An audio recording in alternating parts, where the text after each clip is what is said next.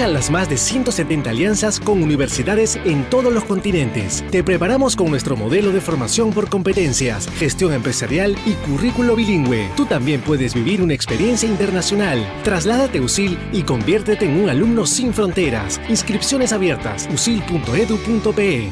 Experimenta tu carrera y vive las oportunidades que USIL te ofrece. Inscríbete en los talleres vivenciales de la Universidad San Ignacio de Loyola. www.usil.edu.pe. Buenas tardes, amigos. Hoy estamos martes 19 de abril del 2016. Este es su programa Habla Franco. Recuerden que nos pueden ver a través de frecuenciausil.com todos los martes de 5 a 6 de la tarde. Y también a través de las redes sociales nos pueden seguir al @francogermana y al @frecuenciausil por Twitter. Antes de darle el pase a nuestro invitado del día de hoy, yo quisiera presentarlo. Él es Alfonso Baela, en realidad es de todo un poco. Él es escritor, ha escrito Quiero ser presidente, cómo usar internet para ganar una elección, la estrategia de Barack Obama. Es abogado, es analista político y también tiene un programa, Redes y Poder, que antes se transmitía por YouTube y ahora ha dado el salto y está en ATV. ¿Qué tal, Alfonso? Mucho gusto, gracias por la invitación, a tus órdenes. Encantado de estar por estos micrófonos y estas ondas juveniles para hacer el análisis que quieras. Encantado. Antes de entrar un poco en ya los temas un poco más espinosos, los temas políticos, yo quería hacerte una pregunta, ¿no? Justo estábamos hablando antes de iniciar el programa, te estaba contando un poco en qué proyectos estaba metido yo y te comenté, como ya lo he comentado también aquí en la radio, que yo no soy periodista, no soy comunicador, yo he estudiado Derecho y he terminado Derecho. Y no obstante, y tengo aquí un espacio en la radio, imagino que las inquietudes que yo tengo también las tienes tú, porque tú has estudiado Derecho y sin embargo también, por ejemplo, manejas un programa de televisión, tienes cierto interés por las comunicaciones, cierto interés por la política también.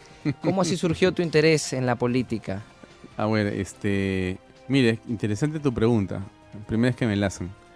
En realidad, yo estoy vinculado a las comunicaciones casi desde que he nacido. Y yo he trabajado, digamos, desde el colegio en el periódico Mural. Yo dirigí el periódico Mural de mi colegio. Salí del colegio y antes justamente de terminar el quinto de media, ya hacía mis primeros pininos redactando artículos, porque me interesaba mucho la comunicación, siempre me gustó la comunicación. Y me pareció que el derecho era un complemento, ¿no? En realidad, siempre lo he visto así, como un complemento de una carrera de comunicaciones. No quiere decir en modo alguno que la carrera de comunicaciones no sea por sí misma una carrera integral. Lo que quiero decir es que en mi perspectiva, la formación de abogado te permite poder analizar quizá los problemas de la sociedad desde una perspectiva distinta y importante. Y eso es lo que siempre me ha gustado hacer. Y nunca he ejercido como abogado, no he tenido ningún tema abogadil en mis manos, ni personal, ni corporativo, ni nada. Y siempre me he dedicado más bien al campo de las comunicaciones. Siempre, siempre, siempre. Quizá mi padre fue periodista y entonces de repente eso fue lo que me atrajo, ¿no?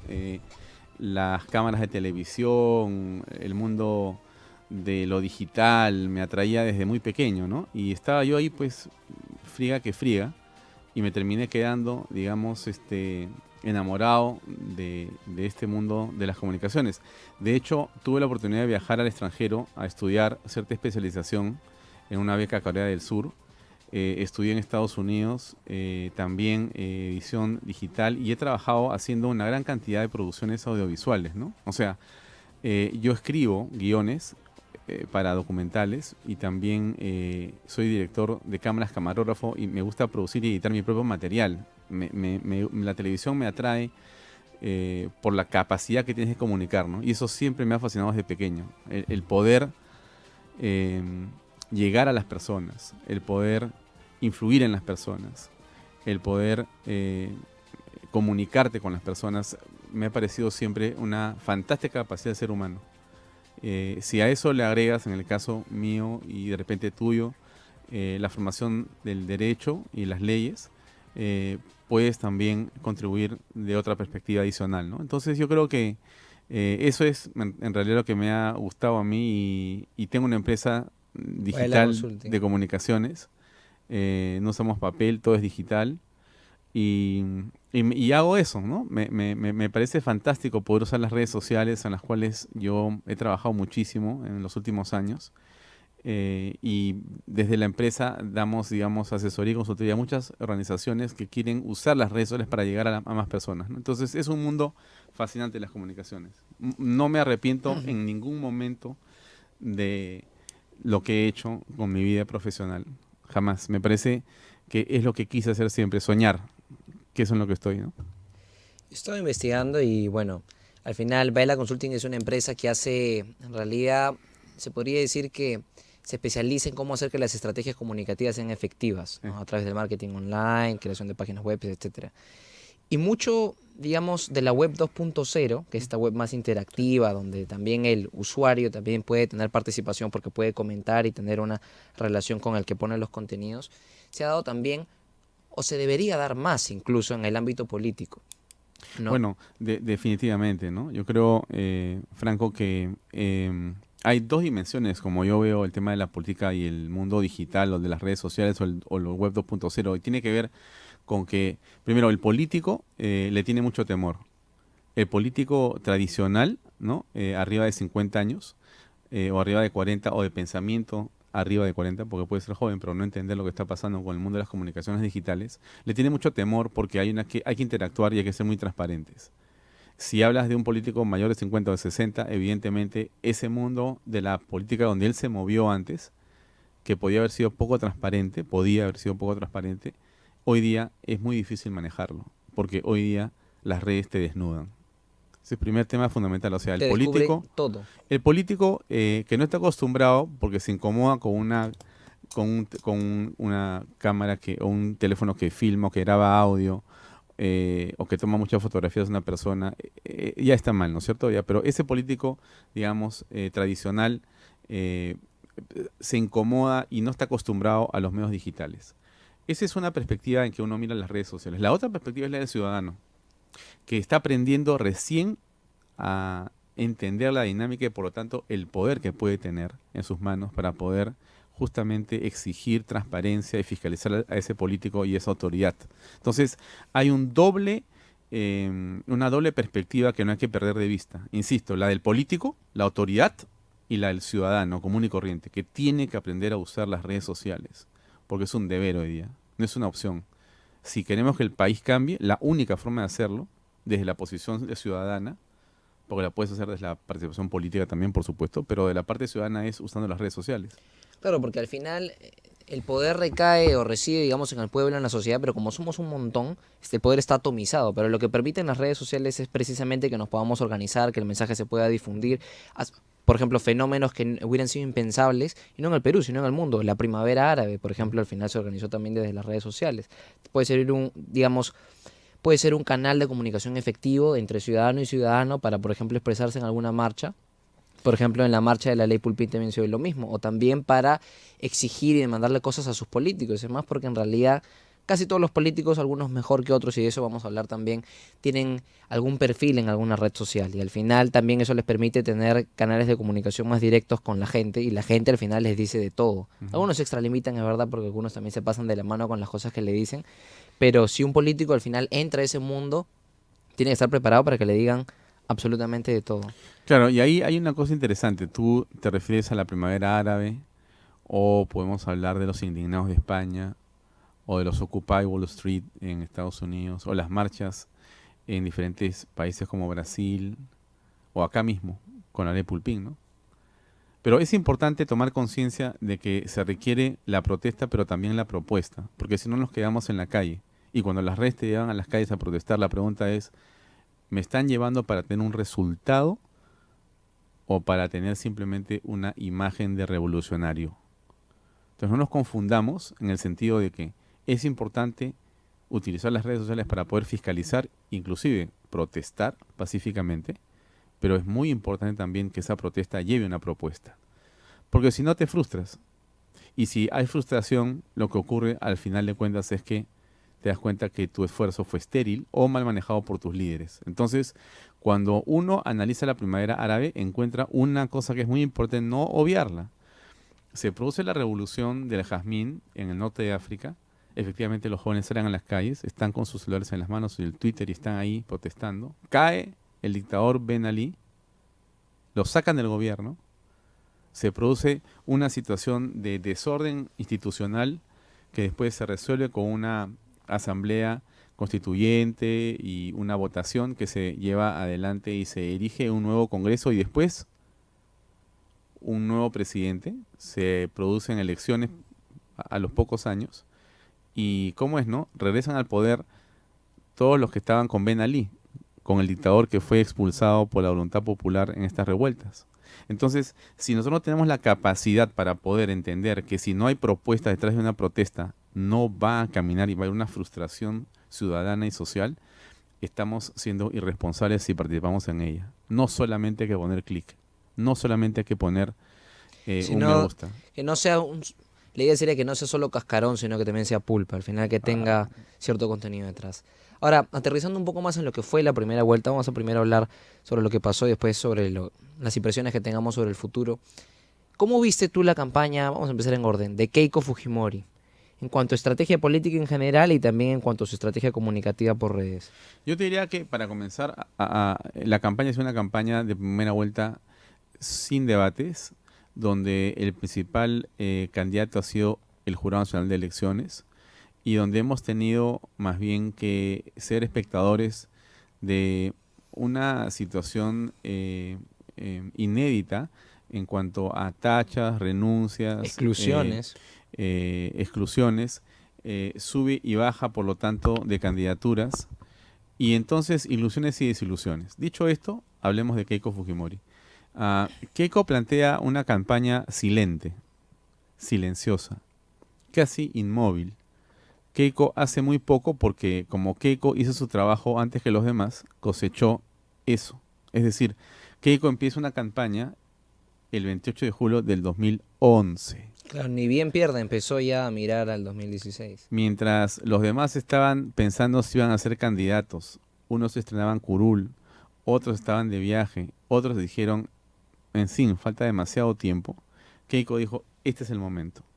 Y entonces cosechó, casi desde el principio, una alta votación en las encuestas y por cierto, la, digamos, opinión pública la vio siempre como una ganadora o una candidata que pasaba la segunda vuelta con relativa facilidad, ¿no? Era casi segura. Por lo tanto, estando Keiko arriba en 40, 45 puntos o en lo que fuere, la discusión era quién era el segundo. Todos discutían el segundo lugar y Pedro Pablo, que fue el segundo que comenzó a trabajar su campaña, fue el que asumió ese segundo lugar. Los demás han sido los que han aparecido al último. Pero Keiko, para hablar de ella en primer lugar, efectivamente hace un trabajo que cosecha muy bien resultados. Entonces estamos viendo un partido político y una dirección y liderazgo de parte de esta mujer que ha logrado sin duda establecer un canal de comunicación con una población amplia, que la ha mantenido en esa posición siempre. Comunicacionalmente yo creo que no hay mucho que hablar. Es muy simple lo que ha hecho Keiko, no requería más tampoco, no pudo tampoco llegar a más tampoco. Bailar el Vamos Vamos Keiko fue casi un himno, en realidad, suficiente, o sea, al final. que tiene una característica que me parece muy importante, ¿no? Desafía la gravedad, porque te hace saltar. Y ese desafío a la gravedad tiene que ver directamente o indirectamente con su oponente más importante, que es Pedro Pablo Kuczynski. Entonces la campaña de la segunda vuelta de Keiko es saltando y bailando, cosa que su rival no necesariamente puede hacer. Al final yo pienso que ya eso va un poco más a mandar un mensaje hasta subliminal, totalmente, casi de la fuerza y vigor físico y de quién tiene la capacidad para gobernar el país, para recorrerlo, para saltar y bailar durante 5 años. Ella tiene 40 años, es una mujer bien joven, ¿eh? Y en su spot sale manejando bicicleta y se muestra con más vigor, digamos. Totalmente, claro. Que Pedro Pablo, que al final se le da hasta un poco acartonado incluso. Pero yo pienso que la estrategia de Keiko al final ha pasado también por reducir su antivoto, que por ejemplo en el 2011 lo tenía alrededor del 50% y ahora 30, ahora se dice que subió a 42 según una encuesta, y tratar de no ser el cuco que en segunda vuelta la gente va a tratar de buscar otra opción. Y eso para mí lo ha logrado a través de una, llamémoslo así, una defujimorización del fujimorismo. Por ejemplo, mediante 3 cosas. Una de ellas ha sido tratar de darle imagen, porque en realidad el fujimorismo, si activos tiene, serían vencer la hiperinflación, vencer el terrorismo, ¿no? Y en momentos en los cuales hay desaceleración de la economía, inseguridad, son activos importantes y vigentes. Pero también tiene pasivos: corrupción, derechos humanos, interrupción de la democracia. Lo que yo pienso que ella ha hecho, por ejemplo, es dar la apariencia de defender los derechos humanos, diciendo que en balance la Comisión de la Verdad y Reconciliación fue positiva, estar, por ejemplo, a favor de la unión civil, por ahí también tratar de tener una postura más progresista. Una cosa muy sutil y que me pareció interesante recalcarlo es que el primer capítulo de su plan de gobierno es derechos fundamentales y la dignidad de la persona. Otro pilar también podría ser el de cambiar su estrategia comunicativa. Por ejemplo, ha pasado del polo naranja al polo blanco, que es un color más neutral, inspira más confianza. Lo mismo que hizo Llanta, del polo rojo al polo blanco también. Y también ha tratado de desligarse, pienso yo, de algunos pasivos del fujimorismo. Por ejemplo, hizo una poda congresal casi a los de la vieja guardia. Marta Chávez, Cuculiza.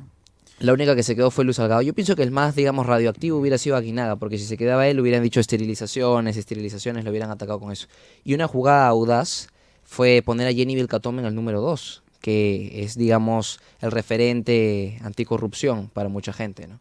Yo pienso que haciendo esas cosas, haciendo esas movidas, Keiko ha tratado de reducir su antivoto, tratar de ampliar un poco más su base de votantes y tratar de, con eso, ver si le basta en la segunda vuelta. Aun cuando yo pienso que la elección no la tiene ni mucho menos asegurada hasta ahorita.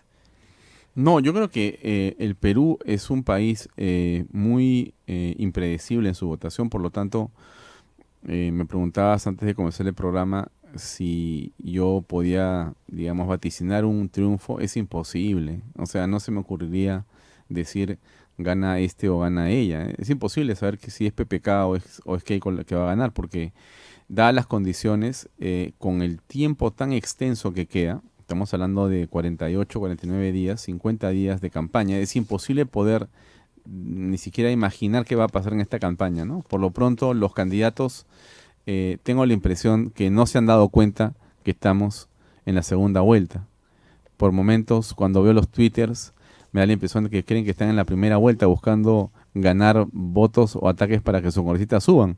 Claro. Pero estamos en un escenario totalmente distinto, absolutamente, no lo están viendo. En realidad es un nuevo juego, nuevas reglas, ya tiene que ver mucho con las alianzas. Pero mira, Franco, el día 10 de abril los peruanos han decidido de manera mayoritaria y democrática qué tipo de país queríamos. Han girado hacia la derecha. Yo pienso que eso puede ser por el contraste de la mala gestión de Villarán, el contraste de la gestión mediocre de Absolutamente, Ollanta. esas dos gestiones han sido una bendición para el país, porque el proyecto confiscatorio y comunistoide de la señora Verónica Mendoza quedó desterrado.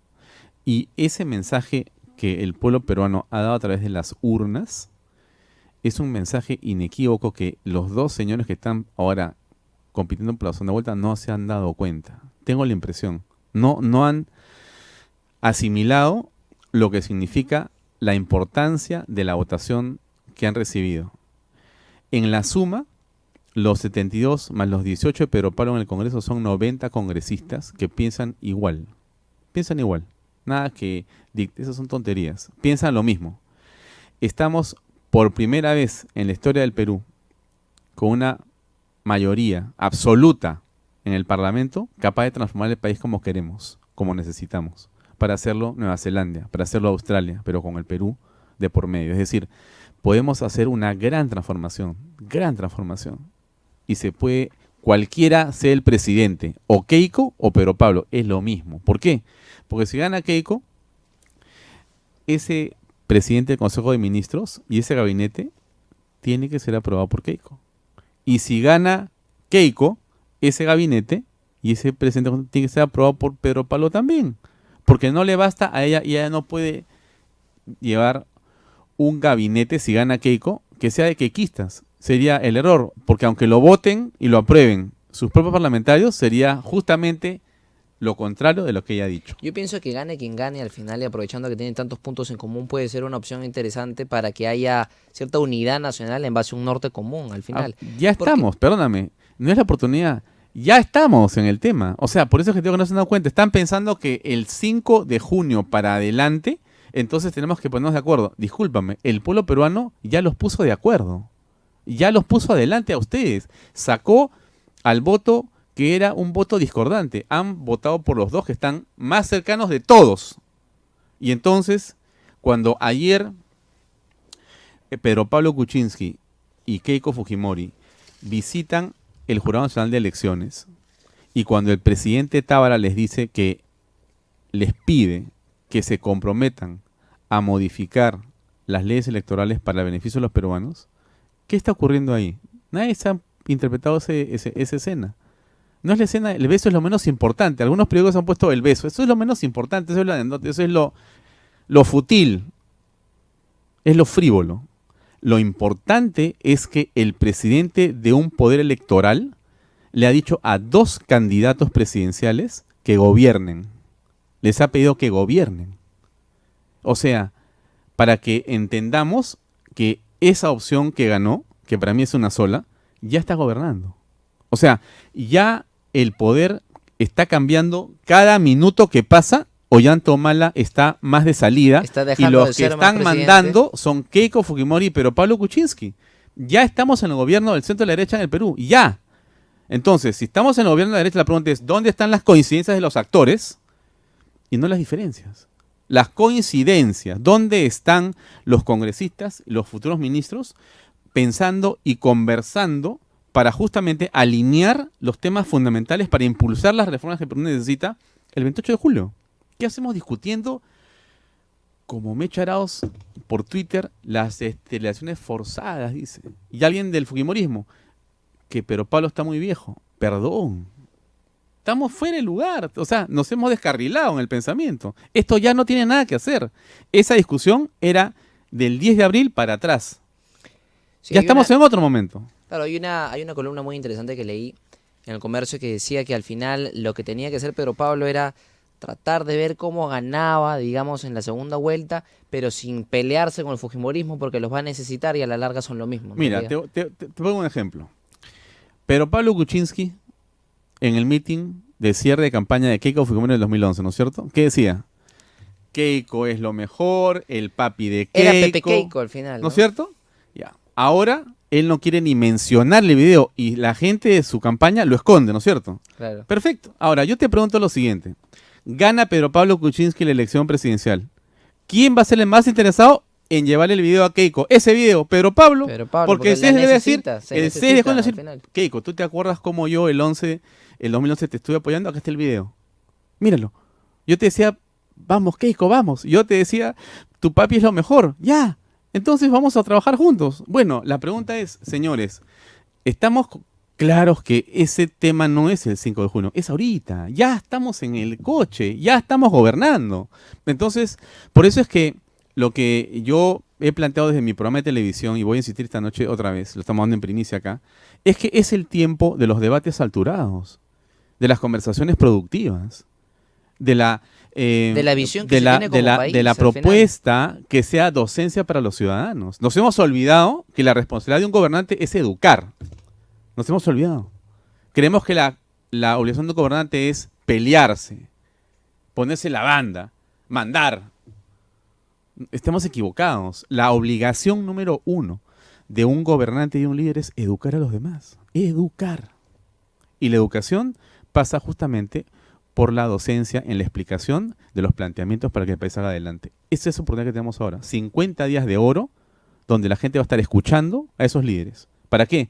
Para que digan qué hacen con educación, con salud, con infraestructura, con seguridad, con terrorismo, con derechos humanos, con cultura, con inversiones, con la caja fiscal, con el BCR. Perfecto, pero todo eso hay que conversarlo. Hay que sentarnos nosotros con nuestra canchita, nuestra gaseosa, mirarlos y escucharlos qué va a hacer Keiko, qué va a hacer Pedro Pablo y en qué se ponen de acuerdo en este momento. Entonces, no hay que desenfocarse porque hay, Franco, ojo, grupos, sobre todo de izquierda, interesados ahora en que esa conversación no se dé. En que dé la impresión equivocada que los que quedaron en tercer lugar son los ganadores. Que la izquierda ha resucitado. Lo que yo he escuchado, y en realidad y eso lo vamos a comentar ya después de la pausa, es, no sé si fue un lapsus o si de verdad ya lo cree, pero Verónica Mendoza dijo que estaba feliz y todo porque eran la segunda fuerza política en el país, pero, o sea, un momento quedó tercera. No entiendo de dónde vino lo que era la segunda fuerza Lo política que en el tiene país. que hacer la señora Verónica Mendoza es tomar la fuerza para ir a la fiscalía y más bien someterse al peritaje grafotécnico para ver si hiciera o no su letra y qué hacía escribiendo con esas cuentas bancarias. Es lo que tiene que hacer. O sea, una lideresa política comienza por ser transparente, no por esconderse. Entonces, eso que ganamos, ¿qué cosa han ganado? O sea que cuando se juntan un grupo de 10 pequeños átomos y estos se meten detrás de una candidatura como la del señor Arana, que no van ni siquiera en Cajamarca, ¿van a hacer eso la segunda fuerza? ¿Estamos claros que eso es lo que ha pasado? Por favor, el mensaje con respecto a lo que la izquierda ganó no es un mensaje ideologizado.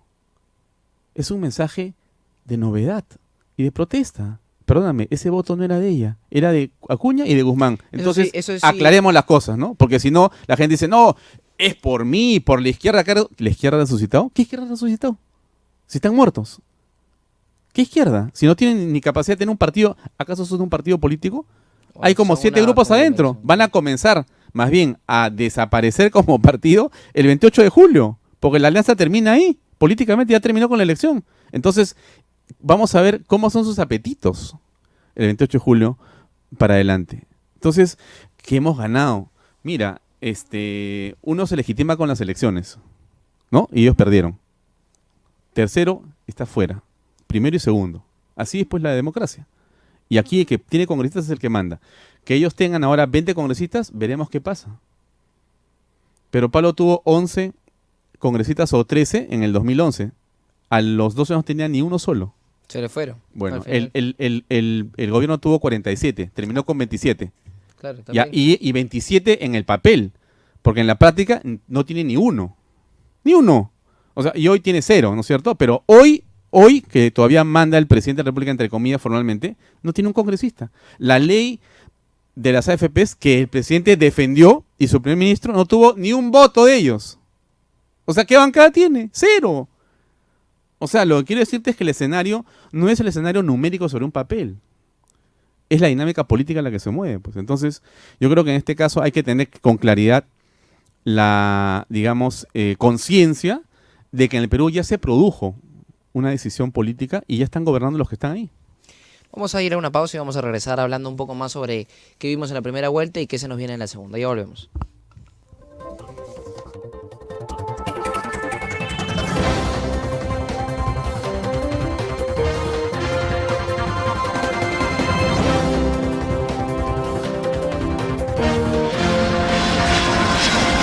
Tu oficina será el mundo. Estudia en USIL. Aprovecha las más de 170 alianzas con universidades en todos los continentes. Te preparamos con nuestro modelo de formación por competencias, gestión empresarial y currículo bilingüe. Tú también puedes vivir una experiencia internacional. Trasládate a USIL y conviértete en un alumno sin fronteras. Inscripciones abiertas. usil.edu.pe.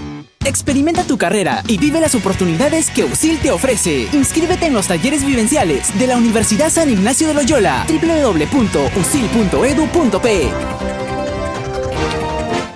Si bien no fue uno de los candidatos, en realidad nunca fue candidato, porque su candidatura nunca pasó, solo llegó a ser precandidato. Vamos a poner acá porque íbamos a hablar de él, porque me pareció que sí tuvo una campaña interesante en el tiempo que le duró. Yo estoy hablando ahorita de Julio Guzmán. Yo incluso escribí de eso un artículo en Justo Medio, en el sentido de que su campaña, si bien su estrategia comunicacional fue copiada a algunas partes de Podemos, por ejemplo en España, yo pienso que ese discurso de... Él se vendía como una especie de caballero medieval en la casa de dragones o dinosaurios, como él dice. O sea, al final la idea, él trató de ser un no más de lo mismo, lo cual siempre hemos tenido como candidato, solo que versión antisistema, pero él era un no más de lo mismo, versión tecnócrata. Y al final su mensaje y su estrategia de lanzarse por redes caló en el sector de jóvenes limeños, ¿sabe? Y al final saltó al espacio nacional. ¿Qué tal te pareció la campaña de Julio Guzmán en el tiempo que duró? Digamos, tiene un polo positivo y un polo negativo, para llamarlo de alguna manera, ¿no? Lo positivo es lo que ha señalado. Yo creo que sí, Julio aparece como una figura novedosa, interesante, estructurada, vinculada a los jóvenes con propuestas que me parecieron las mejores en su momento. Pero, ¿cómo es, no? Mira, hay que entender que estamos en una competencia política. Y la política es un arte, una ciencia, y es en realidad algo que no se puede improvisar. Tú no puedes improvisar un político. Y ahí esa falta de experiencia le jugó a Julio Guzmán, yo creo, de una manera negativa, y viene la parte entonces negativa de su campaña. Yo creo que Julio debió entender lo que estaba ocurriendo en su momento, pero a veces ocurre que en la vorágine en que una campaña se mueve, ante los flashes y los micrófonos, algunas personas no acostumbradas pueden marearse. Y ese mareo lo que produce es, sin duda, la desubicación del personaje principal y la, digamos, consecuente comisión de errores permanentes. Julio termina por ridiculizar su campaña, exitosa e importante al principio, cuando él mismo se deslegitima como líder. En lugar de aceptar lo que todos le decían con los hechos, de que no había podido construir una candidatura de acuerdo a lo que sí los otros 18 habían hecho. O sea, hasta el señor Hilario, con todo respeto por el señor Hilario, había logrado tener con su micropartido una candidatura bien inscrita. Eso que había hecho Hilario no lo había podido hacer el señor Julio Guzmán. Y se quejaba que había un complot de los millones y miles de millones que nunca probó de dónde venían. Y entonces viene la segunda parte. Cuando Julio Guzmán se equivoca y no entiende que ha tenido la oportunidad de oro para pedir disculpas, retirarse y decir: acepto lo que dice el Jurado Nacional de Elecciones y me comprometo a continuar en la política para seguir con los ideales. Les agradezco a todos. Esto es lo que ha pasado, es una pena, pero bueno, seguiré en la política al, digamos, disposición de todos los jóvenes. Hubiera podido ser una opción interesante para el 2021 si construye algún partido. Para lo que quieras. Pero ¿qué hace Guzmán? Se pasea por la Primero desconoce, insulta, ataca, hace cosas que nadie entiende, pierde el control de sí mismo y después comete el peor error, que es irse a llorar a Washington para que de una manera absolutamente, nuevamente, tan informal como su candidatura, se va y lo convence con una serie de artilugios al secretario de la OEA, señor Luis Almagro, que tuitea que en el Perú prácticamente hay una semidemocracia, lo cual aquí simplemente es risible para nosotros. No, pero eso es una declaración grave. Tan risible que el 10 de abril el pueblo peruano le dio como una bofetada a los dos, a Guzmán y a Almagro. Y tan risible que Guzmán mañana va a decir qué va a hacer. Ya sería un show. Ya debería haberse quedado callado realmente, porque ha perdido totalmente la credibilidad del señor Guzmán y el respeto de mucha gente. Pero querer convocar a una conferencia de prensa para decir lo que voy a hacer después que he dicho que me iba a quejar afuera, lo más que podría decir es que voten en blanco o que voten nulo. Porque si Guzmán se le ocurre endosar, me parece que primero que no endosa ni la de su esposa, pero más allá de eso, creo que ya está, pues, como diríamos, en shock. Yo creo que, con todo respeto por los oyentes y por la gente que siguió a Guzmán, yo creo que Julio Guzmán debería descansar un periodo de tiempo para regresar otra vez a la tierra y poder reformular su propuesta política. Es una, quizá, perspectiva. Yo siento que está muy golpeado políticamente. Quizá no se dé cuenta. Porque lo peor que pasa en estas tormentas es que está en el centro no se da cuenta de lo que está pasando. Tienes un buen amigo que lo abrace y le diga: hermano, hay acá una metida de pata gigantesca. Ojalá que tenga ese buen amigo. Justo ahora también, ya mirando ya lo que se nos viene en la segunda vuelta, hay una columna interesante justo de Martín Santibáñez en el Montonero.pe, el portal, que dice que PPK podría ser, si se le ocurre firmar una hoja de ruta, aunque he visto que Mecha Arauz dice que no lo haría, podría ser una especie de ollanta de derechas, ¿no? Comprometerse, ser pactista. ¿Tú crees que le haga bien, en concreto, a Keiko o a PPK remar hacia el centro para la candidatura? No, yo creo que no. Yo creo que aquí los que le están pidiendo hojas de ruta son la izquierda perdedora. Claro. Entonces no nos equivoquemos. Los que quieren que haya pelea en este momento es la izquierda perdedora. Lo que tiene que hacer Pedro Pablo y Keiko es ponerse de acuerdo para gobernar, insisto. Lo demás no tiene ningún sentido. Ya ganaron. El Perú ya ganó, ya se pronunció. El detalle de cuál de los dos sea es un asunto, lo elegiremos el 5 de junio, pero ya hay una manifestación en una dirección inequívoca. No hay nada que hacer, no hay marcha atrás. ¿Hojas de ruta para qué? ¿Con quién? No hay forma. No hay forma. O sea, yo creo que aquí no hay nada que hacer sino continuar hacia adelante porque el Perú ha marcado un derrotero. ¿Cuál es la responsabilidad? Si estos dos señores no se ponen de acuerdo y este gobierno fracasa, el 21 es de la izquierda. Entonces, o se ponen a trabajar seriamente desde ahora y comienzan a resolver los problemas en este momento, o ¿sabes qué? No han entendido nada. Estamos todos locos en el Perú. Yo sí pienso, en realidad yo ni siquiera Toledo, aunque parezca difícil, pero yo no doy por muerto a nadie, en realidad es política, porque todo el mundo resucita. Sí, al sí, final tiene sus claro, altas. por supuesto. La carrera política no es de velocidad, sino de resistencia. Pero yo sí pienso que, en la misma línea de lo que tú dices, al final un candidato de izquierda, sea Verónica, quien sea, al final un candidato de izquierda, si al final este gobierno lo hace mal, va a tener un escenario de, oye, va a poder decirle a la población, mire, han tenido 72, más de 90 congresistas con esta visión de país, les han fallado, toda la vida son lo mismo, es momento de, y se mete en su discurso. Pero claro, pero si estamos diciendo que lo que ha ocurrido es que gracias a Villarán y a Ollantumala ha ganado Keiko y Pedro Pablo Kuczynski. Podría pasar lo mismo. Entonces, gracias a Pedro Pablo Kuczynski, mejor dicho, si fracasa Castañeda Locio y fracasa Keiko o Pedro Pablo, entonces tenemos de vuelta al equipo de los rojos el 21 para adelante. Entonces no nos equivoquemos. ¿Qué tipo de país queremos? ¿Qué tipo de país queremos? ¿Cómo entendemos que en los últimos 25 años este modelo ha producido y ha reducido la desigualdad, ha hecho crecer la clase media, ha multiplicado los negocios y ha hecho que el Perú sea un país atractivo para las inversiones? ¿Cómo entendemos que eso es lo que queremos multiplicado por 10? No ir para atrás como el cangrejo que propone Mendoza con su equipo y que seamos un émulo de Venezuela. Eso no queremos los peruanos. Lo han dicho en las urnas. ¿Qué más mensajes?